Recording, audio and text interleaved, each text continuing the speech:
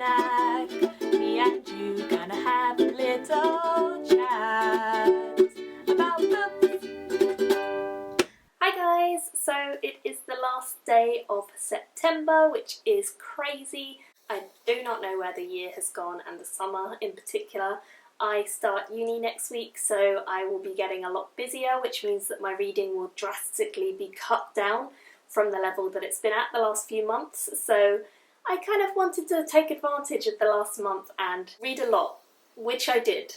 I managed to read 16 books, a massive 29 graphic novel single issues, 45 things in total. Quite a lot in the month of September, which means that I'm going to try and keep this as I did last month in a really snappy format. I'm just going to tell you guys what I read and then give you a rating and then talk a little bit more in detail about a few that I really liked. I don't have physical copies of most of these because I have them at home and I went back home for my birthday weekend, so I took all of the stuff I'd already finished back. As always, I will link all of the reviews to all of the videos that I've done down below, and you guys can go and check them out yourselves, and I will add all the reviews that I'm still doing as I upload them. So there will be a complete list, but there isn't just yet because some of them I still need to edit, etc. The first book that I read in the month of September was Slamakin. This is by Emma Donoghue and it's a historical fiction, and I gave it a 3.5 stars. I then read A Memory of Light, which, as you will all know, is the last book in Wheel of Time by Robert Jordan and Brandon Sanderson. I gave it a 5 out of 5 stars, and I have done a review of it and all of the books from book number 4, I think. I've also done a really spoilery discussion, which I will also link down below, of Wheel of Time generally, so if you want to check that out then feel free. I then read Swords and Shadows, which is a novella by P.T. Hilton. I really enjoyed it. I gave it a 4 out of 5 stars. I went straight on to the next one in the same series. This is the third in the Zane Holloway series, and that one is called Lightning and Thrones, and yet again I gave it a 4 out of 5 stars. I then moved on to 3 books I needed to get done for BookTube SFF. The first one was Cinder by Marissa Meyer. I liked it, I gave it a 3 out of 5 stars. I then moved on to Scarlet, which is the second one. Didn't like that quite as much, so I only gave that a 2 out of 5 stars.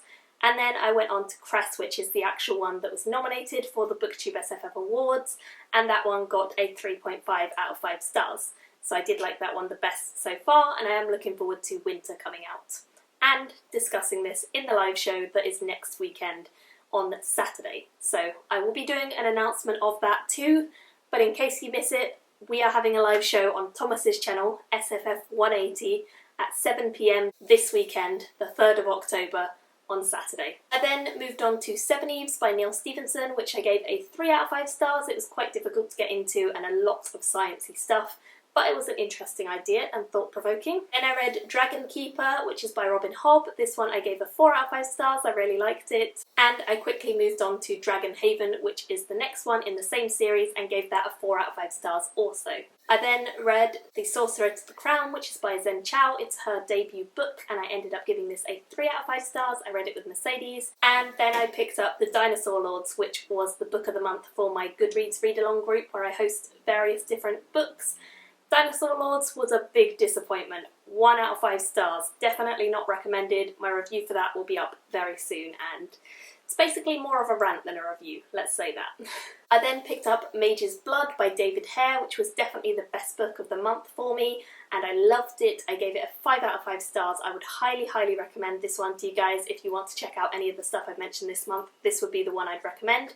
It is an excellent blend of Western and Eastern cultures. We get to see both influences, and we also get to see some really interesting characters, amazing setup novel, and great development of the whole world. Really looking forward to continuing on with that series very soon. It is fantastic. So 5 out of 5 stars for that one. I then read Poet Anderson of Nightmares, and I was not a big fan of this. I got sent it for review, so I read it, but honestly it just didn't really captivate me, so I only gave that a 1.5 out of 5 stars. Then last night I picked up 1Q84 Part 3. This is a bind-up of all 3, but I only read Part 3 this month because I had already read Part 2 and Part 1 way back in February of last year, not this year, so quite a long time ago. But I finally finished up the 3rd part. I read it with Vanessa, and I will link her channel down below so you guys can check her out. She's lovely. Finished that up yesterday, gave it a 4 out of 5 stars. And then the last actual book that I finished in the month of September, I only just finished this a few minutes ago, is The Watchmaker of Filigree Street. This is by Natasha Pulley and it's her debut, and I ended up giving this a 2.5 out of 5 stars. Those are all the books that I read. Definitely would recommend Mage's Blood out of all of them.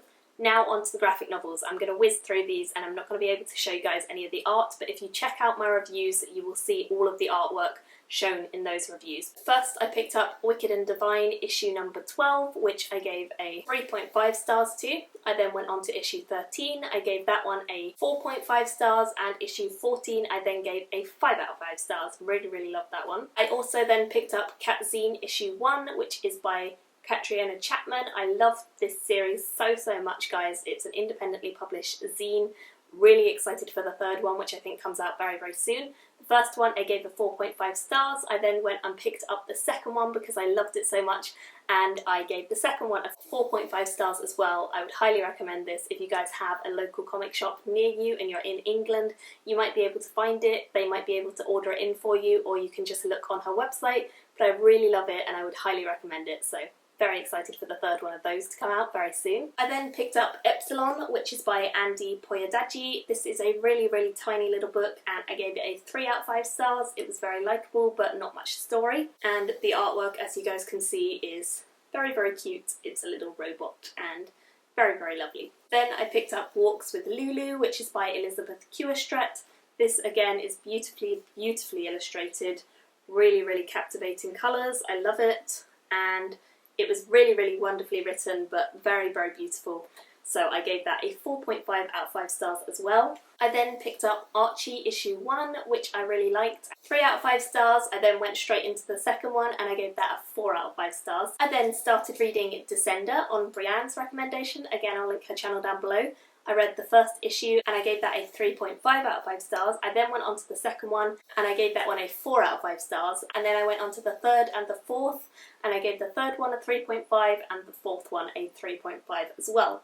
Really interesting sci-fi graphic novel series. Definitely going to be looking out for the trades. I then read Invader Zim issue 1. Wasn't a big fan of this. It felt too childish, so I only gave it a 2 out of 5 stars. It was okay, but nothing more. Then I picked up issue 0 of Lady Mechanica, which is kind of prequel, and I really enjoyed this. I gave it a 4.5 out of 5 stars, and I will be looking out for the trade of that when it comes out in, I think, November.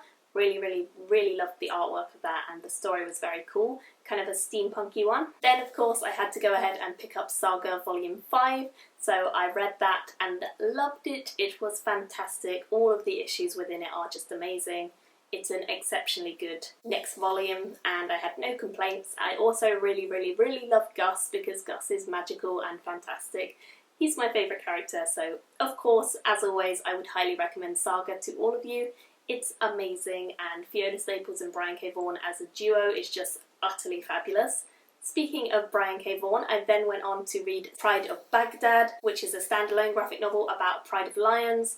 It was beautiful, it was heart-wrenching, it was amazing. I would again highly recommend it. I loved it and the art style is utterly fabulous. So for that one I gave that a 5 out of 5 stars too. I then went on to Alex and Ada Volume 2, which is by Jonathan Luna and Sarah Vaughan, and I really liked these. I gave the second one a 4 out of 5 stars, and then I went on to the third one and I gave the third volume a 4.5 out of 5 stars. Sad that the series is over. It's only 3 volumes long. I wish it could have been longer because there was a lot of potential there.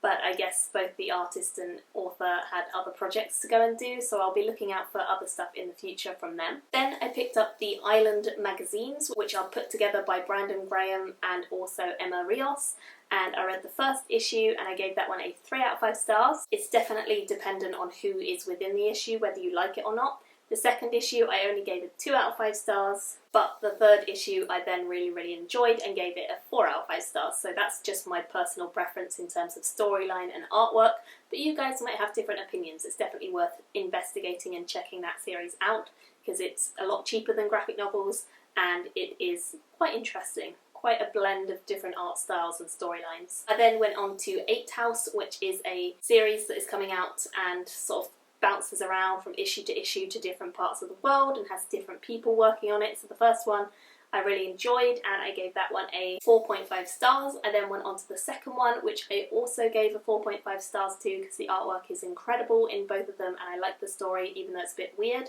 The third one in the series of 8 House then switches to a different writer and a different artist, and I liked it still, but I didn't love it as much. So I only gave the third one a 3 out of 5 stars, but I would still definitely like to continue on with the series because I hear it changes every so often and there's different people and different teams. So it's, again, kind of open to what you like as an art style and storyline, whether or not you will like it. I then borrowed Fairy Quest Outlaws from my best friend Lauren, who owns it, and she lent it to me very kindly, and I really enjoyed it. It's a fairy tale retelling story and it's just really fun. The artwork is incredible. Again, my review of that will be up soon, and I gave that one a wonderful 4 out of 5 stars. And I will definitely be picking up Volume 2 and a copy of Volume 1 for myself because I don't own it yet, but I definitely want to. I then picked up issue 1 of Toil and Trouble, which is a fantastic retelling of Macbeth from the point of view of the 3 witches, and it is awesome. The artwork is stunning, and I am definitely going to be looking out for the next ones in that series. It's a very new series, it only started this month, so I'm really excited to continue with it. And that one I gave a 4.5 out of 5 stars. I then read Miss Marvel issue 1 because I wasn't sure if I was going to like it. I know loads of people who do, but I wasn't sure about me personally getting into Marvel. I really enjoyed it. It was an excellent entryway into the Marvel universe, and it was really easy and really interesting. So I gave that a 4 out of 5 stars, and I will be picking up the volumes of Miss Marvel from now on, I expect. The final 2 that I ended up reading were issue 1 and issue 2 of Spider-Gwen. Issue 1 I didn't really particularly care for, so I gave that a 1 out of 5 stars. And then issue 2 I would give maybe a half star or just no stars. I really didn't care for issue 2 at all. Definitely not my favourites of the month, let's put it that way. Definitely not my favourites. That concludes everything that I have read in the month. It has been ridiculous, it has been insane, it has been awesome, and I've had a great time doing so. But next month, do not expect it to be quite as crazy because that would just be insane. I also received loads of lovely birthday messages from all of you guys, both on Twitter, on YouTube, and just on Voxer from some of my lovely friends who I've made through doing BookTube. So thank you all so much for not only being wonderful and sending me messages, but some of them sent me birthday presents and cards. So thank you all so much. I had a fantastic birthday and it was awesome. And I will be doing a birthday book haul very soon. I am still waiting for a few packages that I know are on the way, but as soon as they get here I will be doing a birthday book haul, so that is something to look forward to. And of course, do not forget our live show will be happening this weekend on the 3rd of October. It starts at 7 PM on Thomas's channel, which is SFF180. I'll put all the details of that down below as well if you guys want to check it out and come and discuss the BookTube SFF Awards with us and the nominees and the stuff we were reading in September. Those are all of my announcements and my thank yous. Thank you all for watching, and I will see you all again in another video very soon. Bye! Me and you gonna have a little